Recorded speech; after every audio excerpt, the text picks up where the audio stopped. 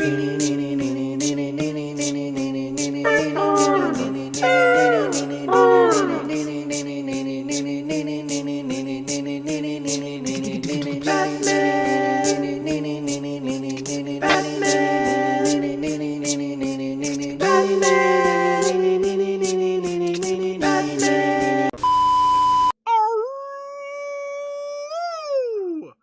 back, Wulfpak, and Happy New Year! Woo! I absolutely wanted to give this video to you guys as a New Year gift, which is totally why I didn't upload this on Christmas like I said I would. Now, to be fair, in one of my streams, I did say that this was going to come out a little bit later, but this still came out a little bit later than I planned on. You can't rush perfection.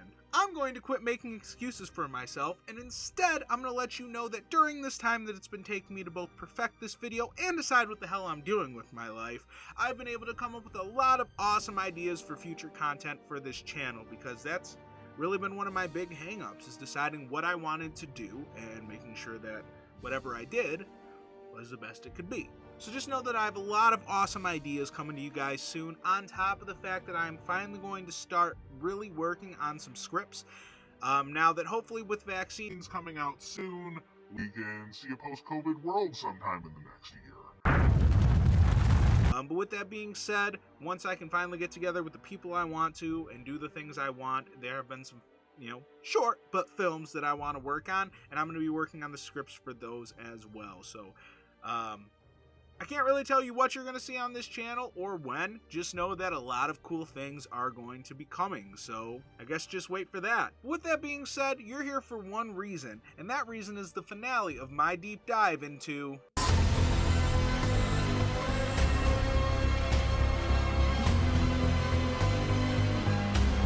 not just into Matt Reeves, the Batman. I'm looking at the stories that influence it, and this week, if you couldn't tell by the title, we're talking about Batman, the Court of Owls. Now, one of the reasons I think that this is extremely exciting to talk about is because, well, nobody can shut up about it. I'll be honest, even I at first didn't think that this series was necessarily going in that direction, but everyone else did.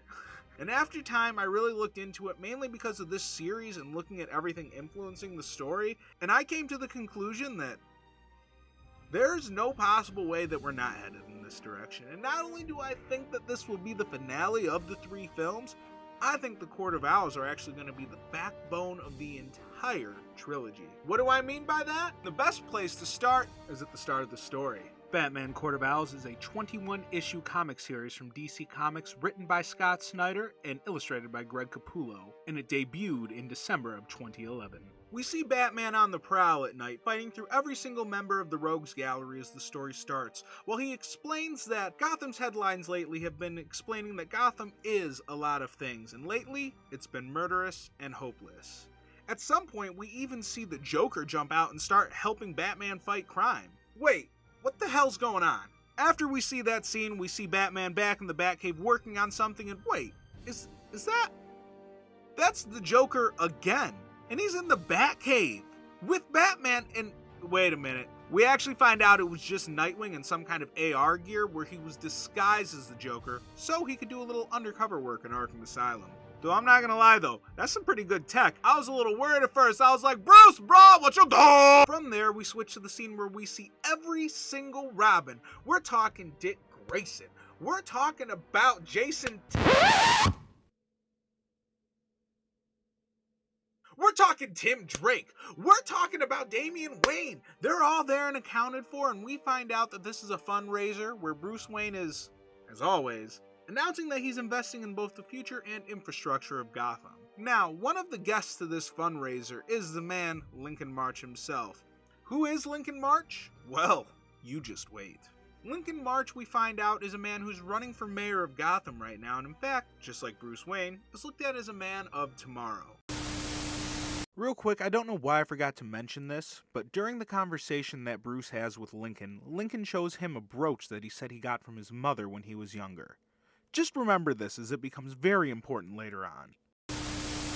And also, just like Bruce Wayne, he likes Bruce Wayne a lot. So much, in fact, the main reason he's here tonight is to try and get his vote. Not even just his influence, by the way.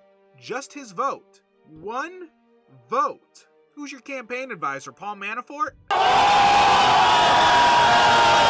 While Lincoln is giving his pitch to Bruce to try and get his one vote, Bruce starts to overhear Gordon talking about a stabbing that happened nearby. Just as always, Bruce is able to talk his way out of the conversation with the Man of Tomorrow and turn into the person he actually is.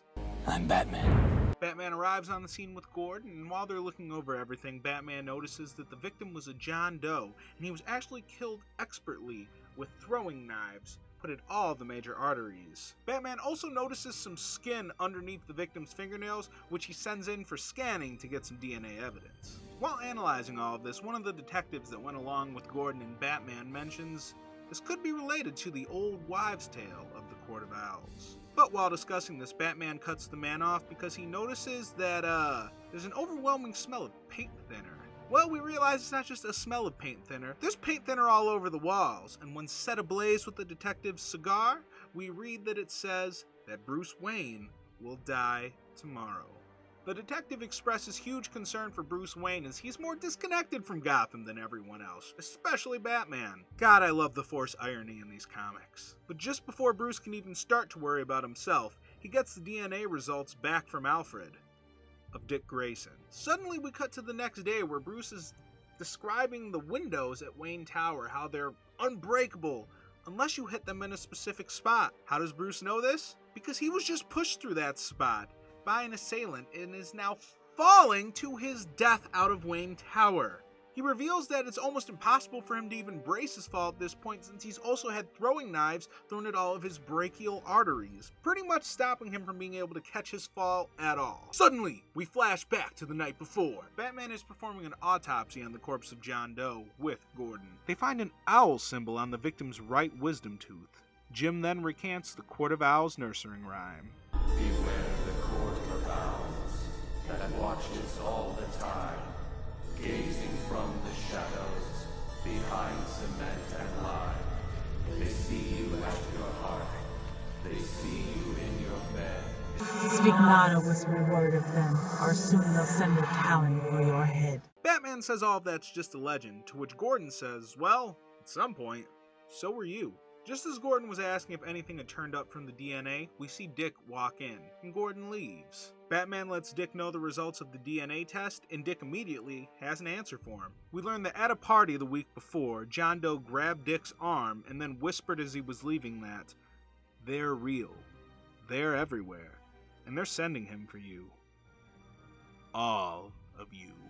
Bruce meets up with Lincoln March again, who is still fighting for his one vote. But then Lincoln expresses that he actually lost his parents at a young age too, and he's sure that, just as Bruce, he feels that Gotham City actually saved him. He then actually says that right now, allies are pretty hard to find in Gotham, and then surprisingly, when Bruce asks him a little bit more about this, Lincoln reveals that it's because he too believes that the Court of Owls have returned to Gotham. Suddenly, as soon as Lincoln says this, he's immediately murdered by an assassin in black, who we later learn is the Talon. Bruce fights back and tries to calculate his strikes, but he has to play a little dumb and lucky. Both of Bruce's strikes are blocked, then he gets slashed, and then Bruce's sleeper hold has no effect whatsoever on the Talon. The assassin states the Court of Owls has sentenced Bruce Wayne to die, and then he kicks him out of the window. While falling, Talon mentions how he loves killing Waynes.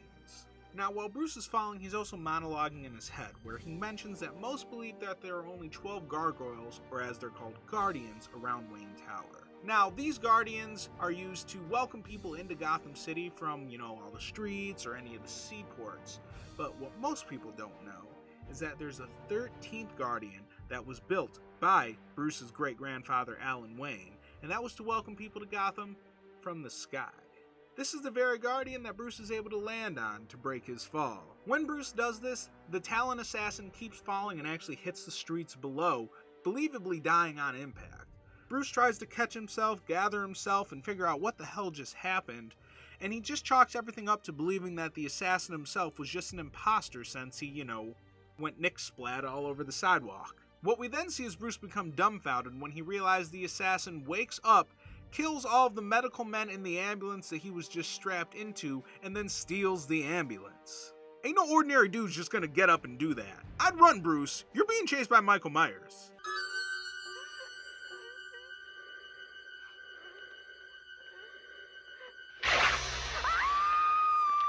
We flash to the winter of 1922, where Alan Wayne is running from the Court of Owls. He seemingly falls down a manhole when the police won't listen, and cut to Batman in the subway station interrogating Luca Volt from the Ukrainian Whisper Gang. Batman is looking for info on Talon from the gangs. Batman realizes that even if he doesn't believe the court is necessarily back, it is absolutely inspiring this assassin, so he has to study the folklore. Now, the Court of Owls is understood as a secret society that has run Gotham from the underground since colonial times. Just to time out and interrupt for a minute, just to make it a little bit easier on ya, this whole video, if it helps, just think The Illuminati. Talks about them.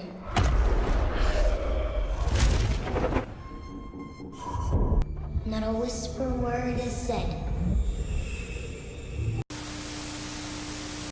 I mean, there's no Illuminati here. There's that.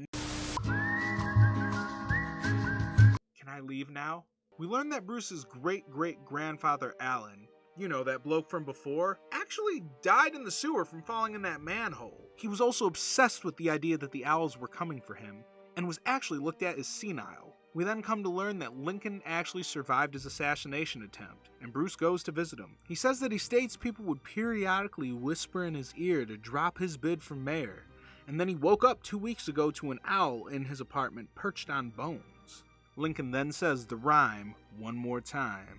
Now just real quick, this story gives me serious Wolfman vibes. And I'm not talking about me, Wolfman. I'm talking about the Universal picture from 1941 starring Lon Chaney. You know, that one where they had the rhyme about werewolves and the pentagram, and they repeated it every 5 minutes, you know, to really hammer home the fact that everyone knew about werewolves except for Lon Chaney. And you know, you better take that legend about werewolves seriously or you'll be sorry. But of course, our protagonist just thinks that that whole thing is a bunch of malarkey. And wait a minute. Bruce still doubts the Court of Owls and says he would know if they existed. Lincoln casts doubt on this and states that they may not have wanted Bruce to know until he announced his Gotham shakeup plan. Bruce states his great-great-grandfather was obviously superstitious and was one of the first people to exclude a 13th floor from his building. However, for the superstition to be avoided, you had to still have a vacant 13th floor that nobody could get to. The perfect spot for someone to hide. It is here he finds the Talon's hiding spot, in his own building. Batman finds Alan Wayne still has a trust that has funded almost 20 buildings in the last 150 years, the most recent being 5 years ago. Bruce realizes that the Waynes have been funding the hideouts for the owls. The entire floor explodes due to a tripwire while the Talon watches from outside. Bruce is brought back to the cave and is sedated for a little while, although ultimately, the tranquilizers stop having any kind of effect, and Bruce starts working in the cave to analyze his great-great-grandfather. Dick visits him in the cave and while talking mentions that everyone from him all the way to Gordon think Batman is missing the obvious answer that the Court of Owls is back, and he's just completely underestimating them. Even with the other bases being found from different decades and everything lining up, Bruce brushes Dick off again, saying that he has already looked into the Court of Owls multiple times after his parents' murder, and there just simply can't be one. Dick says that this is Batman's city, but it's over 400 years old, and at some point, it was someone else's city too. We follow Batman where we learn from discovering Alan Wayne's body that he didn't just drown, he was stabbed by throwing knives. About 50 of them. Suddenly, Batman is attacked and kidnapped by Talon.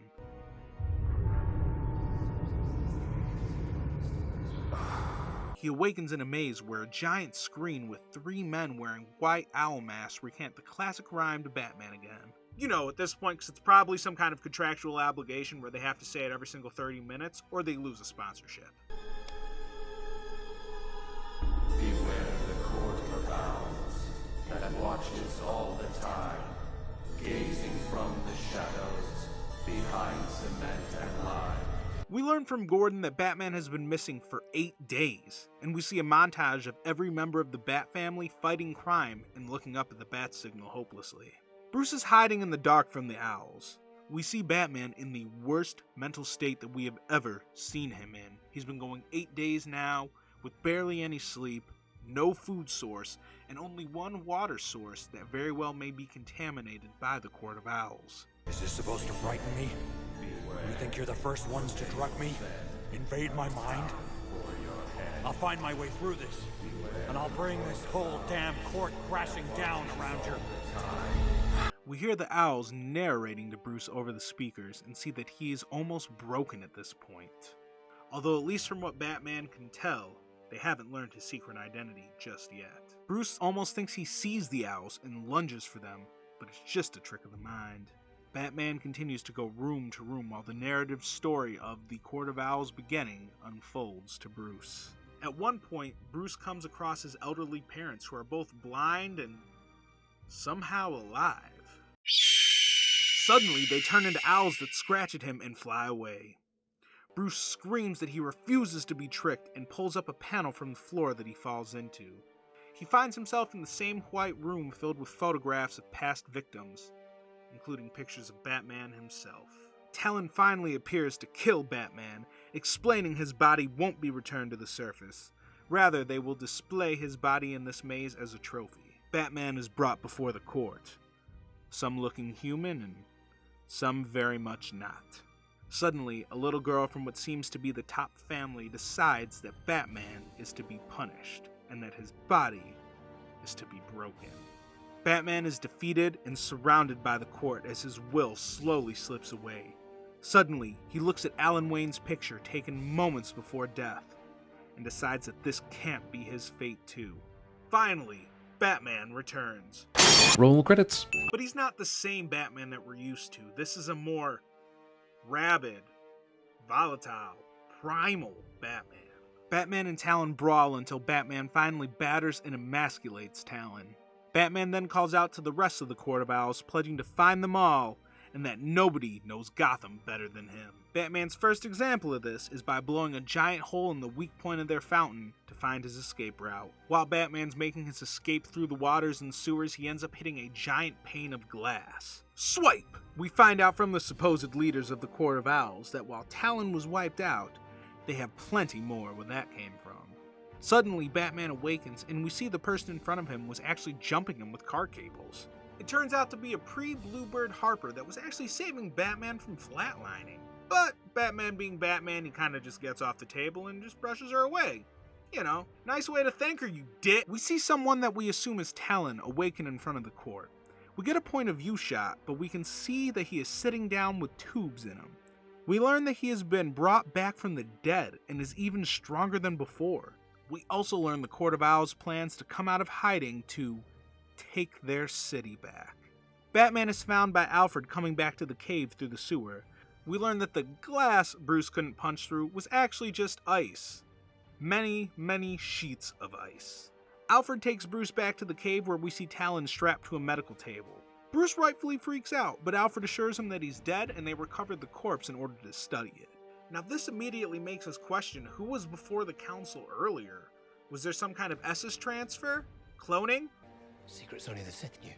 We flash back to the Court of Owls where they definitely are talking to Talon, or at least a Talon.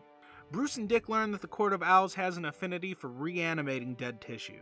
They did this by placing electrum coins under the tongue of corpses before burial.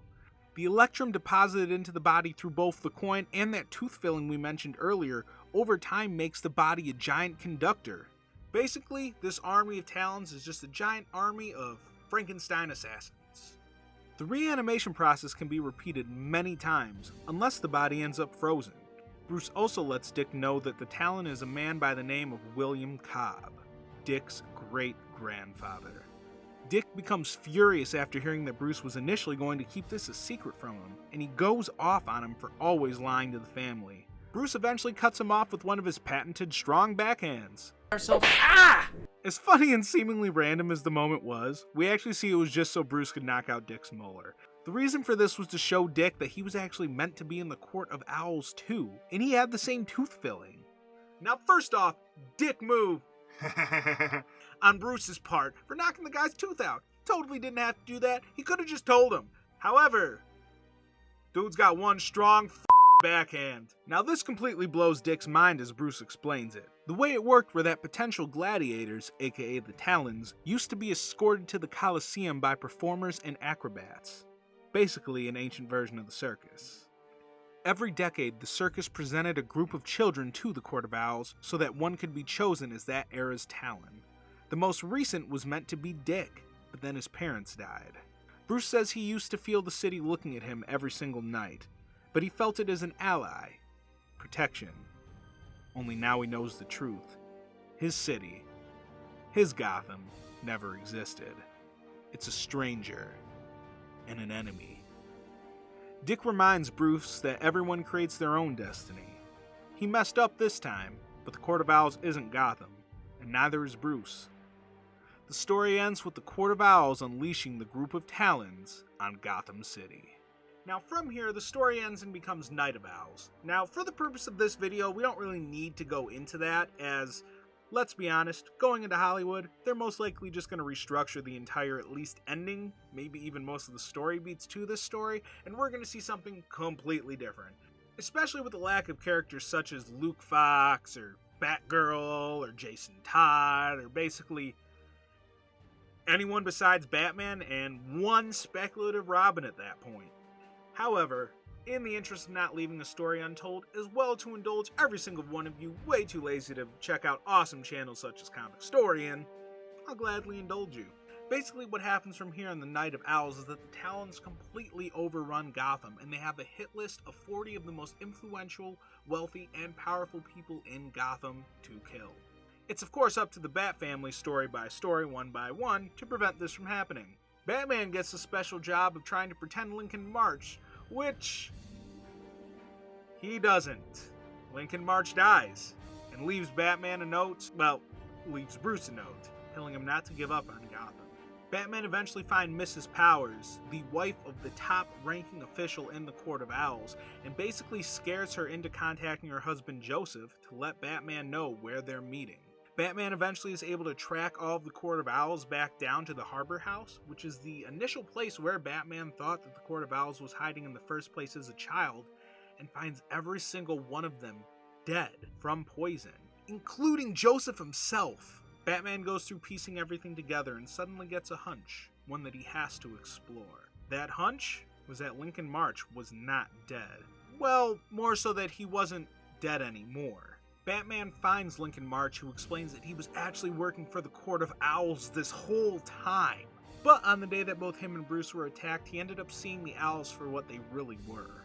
Bruce accuses March of just being a political plant by the Court of Owls, accusing him of lying about everything, even his parents, as the brooch that he showed Bruce was the same brooch that belonged to his own mother. So there's no way that March's story about his own parents could be true if he was lying about the brooch. March then tells Bruce that he wasn't lying about his parents, and that the reason that the brooch looks the same as Bruce's mom's is because it is. Because Bruce's mom is Lincoln's mom. Because Lincoln March is actually Thomas Wayne Jr. What? Yeah, Lincoln March is Bruce's long-lost brother who is also a Talon. So what we find out is that during the time when Bruce left to go training in the mountains, the Court of Owls was actually grooming Thomas Wayne. Bruce actually remembers that his parents were pregnant with another child when he was very young, but it was to his knowledge that they lost the child. Come to find out, they didn't actually lose the child, and the Court of Owls has been breeding Thomas to take his place as the rightful heir to the Wayne dynasty and become the new leader of the Court of Owls.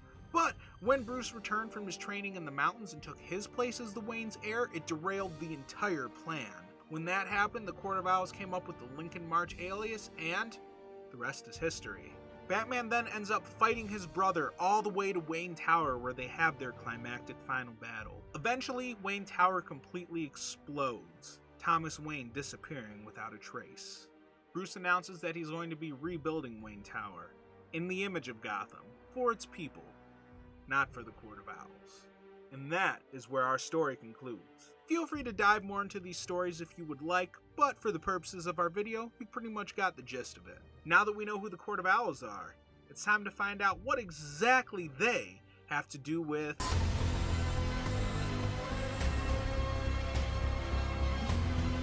Now, as as I already explained, I did save this for last. Not just because I think it's the best, but because I think it's going to be the very backbone of this entire trilogy. I think that these men, while we're going to see many instances of Batman's rogues gallery through Matt Reeves' trilogy, these are going to be the people pulling the strings from the back, a la Spectre from the James Bond series. Now, to go down the timeline of the Court of Owls and Matt Reeves' Batman, it starts all the way in the first movie, and if you need a refresher on that, you can really just go watch my first two videos as I kind of beat that movie to death. But from here, just to kind of get the purpose of what exactly the first movie is going to have to do with the Court of Owls, we're going to have Riddler as the main antagonist, as we know. Now, I think over time throughout the movie, we're going to see Bruce come across weird owl imagery. And while this is happening, we're going to have Riddler personally reaching out to Bruce, not just Batman, but Bruce himself. And those are going to be those scenes that we've seen from the trailer. You know, the ones where he says, you know, you have a part of this too. You know, I'll just play it. You're part of this too. How am I part of it? You'll see. So that, I think he's talking about Bruce Wayne's parents being in the Court of Owls. And between everything he's learning from the Riddler, plus all the imagery that he's going to see throughout the film, I think by the end of the Batman, we're going to learn that the Court of Owls very much does exist. And furthermore, they're the people pulling the strings behind the Riddler. Or at the very least, maybe he's more so kind of acting in a reactionary manner to them. Something with the Riddler is related to the Court of Owls. I'm not sure yet whether I want to say he's working with them or against him, but he's very much aware of them, and he's going to be the reason that Bruce is too. Now, for the second film in the trilogy, I think that this is going to involve mainly Bruce trying to pursue the Court of Owls, to actively learn more about them, and learn where they are to try and find them, infiltrate them, and then fight them. Now, with that being said, like I said, I think they're the overarching backbone of the rest of the trilogy, and there's no way that we're going to miss an opportunity to really explore Batman's rogues gallery.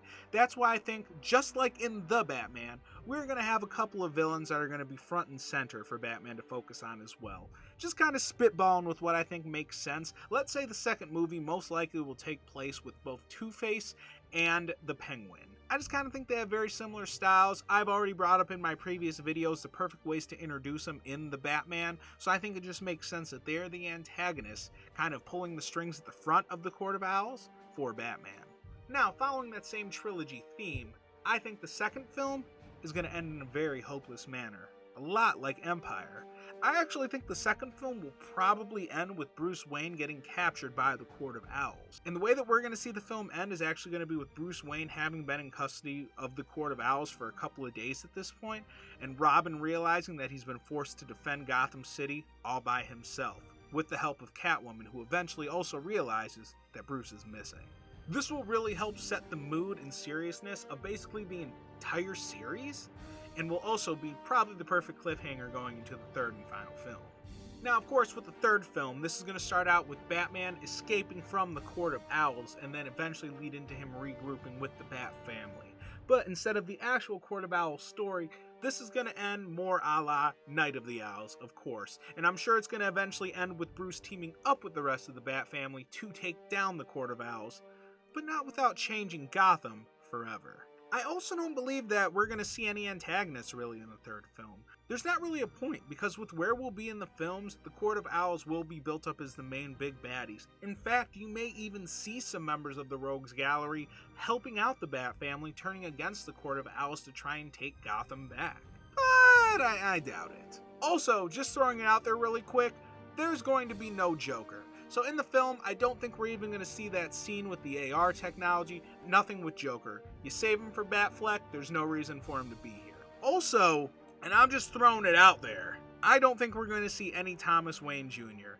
I think for the majority of fans, that's just going to muddy the waters, and it's not necessarily something you need done to tell this story, especially since they're not technically telling the Court of Owls. They're telling their version. But hey, that's just a theory. Ah! Wait, are we, hello? Are we? Oh, thank God, Matt Pat almost took my studio. Woo! And trust me, there was not a lot to take. So, that's pretty much how I see the entire series going from here. Now, I know with this video, it's been a lot more speculative, because let's be honest, outside of this one part of the trailer, There's not really much that we can go off of to really insinuate that the Court of Owls is going to be involved in this story whatsoever. But it just feels right, doesn't it? I mean, it just makes sense. If Matt Reeves is going to go so far in this series as to say that one of his biggest inspirations was a story like Batman Ego, then there's absolutely no way that the endgame here can't be to tell the most personal Bruce Wayne story that he possibly can. And there's no way to do that without telling the Court of Owls. Now, something else that I think Matt Reeves wants to do is have a film series that evolves over time and grows with its audience. And I think we're going to see that here. Not only have I explained the gradual change that we'll see in Bruce, starting off as the brooding loner that we very much see in the trailers we've gotten, all the way to eventually becoming the confident Cape Crusader that works well with the GCPD, believes in his code strongly, and is the strong Bat family man we all know he is. But we're also going to see it reflected outwardly in the films themselves, because we're starting out with The Batman being a detective noir film. But I think we're going to end all the way with this third and final film being more of an action thriller, as it just seems to complement that style of the Court of Owls more.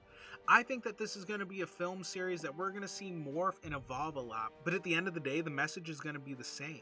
I believe this is a film series that isn't going to shy away from taking many chances, and it's going to explore many different avenues to tell the story that it wants to tell. But at the end of the day, the most important focus is always going to be who is Bruce Wayne and why is he doing what he's doing. And I can't believe it's taken this long to get a story about that. But with that being said, if you guys disagree for any reason and feel like this isn't the direction it's going, I'm a stupid idiot, I'm going nowhere in life, my mother's disappointed in me, nobody's ever truly loved me, and I'm just gonna die alone in a pit, well, join the club and leave a comment down below. Let me know what you think might actually turn out. I'm very interested to hear it.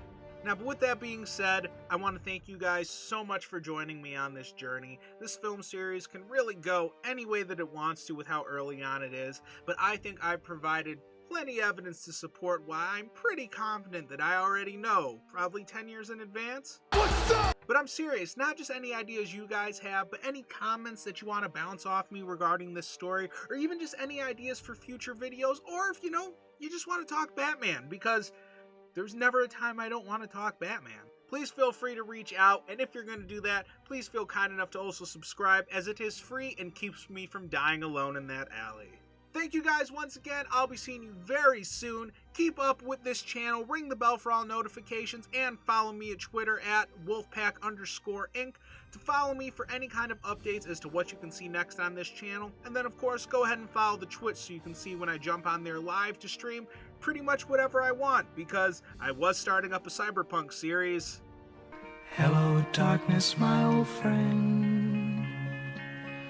Thank you guys so much, and as always, this is the Wolfman. Oh, signing out. Try to catch me howling at the moon.